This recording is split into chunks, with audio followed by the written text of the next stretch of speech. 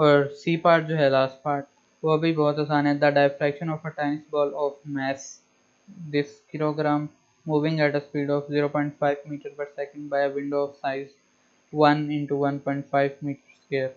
ये उसका एरिया दिया हुआ है, 1 विड्थ होगी या हाइट होगी और 1.5 जो विड्थ होगी या हाइट होगी, उन दोनों को मल्टीप्लाई करके जो एरिया आता है ना वो मीटर स्क्वायर में दिया हुआ है, इसलिए यहाँ पे यूनिट जो है वो मीटर स्क्वायर है। तो उसके अंदर जो है फाइंड करना है कि डायफ्रैक्शन होगी या नहीं बॉल की। ये भी जैसे हमें पता चल रहा है 0.5 किलोग्राम बॉल है, तो ये भी एक मैक्रोस्कोपिक जो है वो बॉडी है, उसका चेक करना है हमने डायफ्रैक्शन होगी या नहीं। मैक्रोस्कोपिक बॉडीज की पहले वेव बनेगी और फिर जो है वो डायफ्रैक्शन होगी, क्योंकि वेव जो है डायफ्रैक्शन जो है वो एक वेव नेचर की प्रॉपर्टी है कि वेव्स जो हैं वो डायफ्रैक्ट करती हैं when passing through a slit, इसलिए जो है वो हमें विंडो दी हुई है। सबसे पहले जो है वो चीज़ें लिख लेंगे। मैथ जो है वो किलोग्राम में है और वेलोसिटी दी हुई है और ये एरिया दिया हुआ है उसका विंडो का, जिससे वो जो है पास आउट करेगा। अब 1 जो है उसकी विड्थ हो सकती है या हाइट हो सकती है, और 1.5 जो है वो भी उसकी विड्थ हो सकती है या हाइट हो सकती है, और ये मीटर स्क्वायर में एरिया दिया हुआ है। तो उसको मैंने जो है विंडो को 1 जो है उसकी हाइट ले लिया और 1.5 जो है उसकी विड्थ ले लिया जहाँ से वो गुजर रही है बॉल।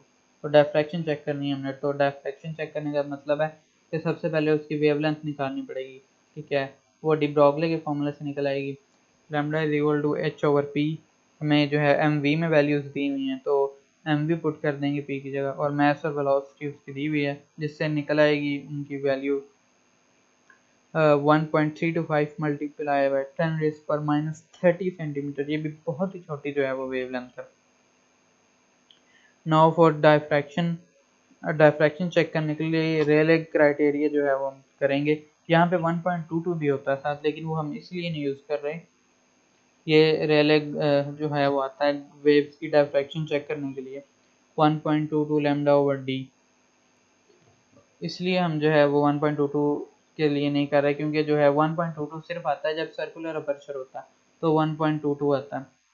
और ये वैसे भी कांस्टेंट है 1.22, आप मल्टीप्लाई करें इतनी बड़ी वैल्यू से, जो है इतनी छोटी वैल्यू से एक्चुअली, तो -30 के इक्वल है, तो उससे ज़्यादा कोई फ़र्क नहीं पड़ेगा उसको, तो इसलिए हम निगलेक्ट कर देते हैं उसको 1.22 को। और ये सर्कुलर है भी नहीं, जो दूसरा मेन रीज़न है।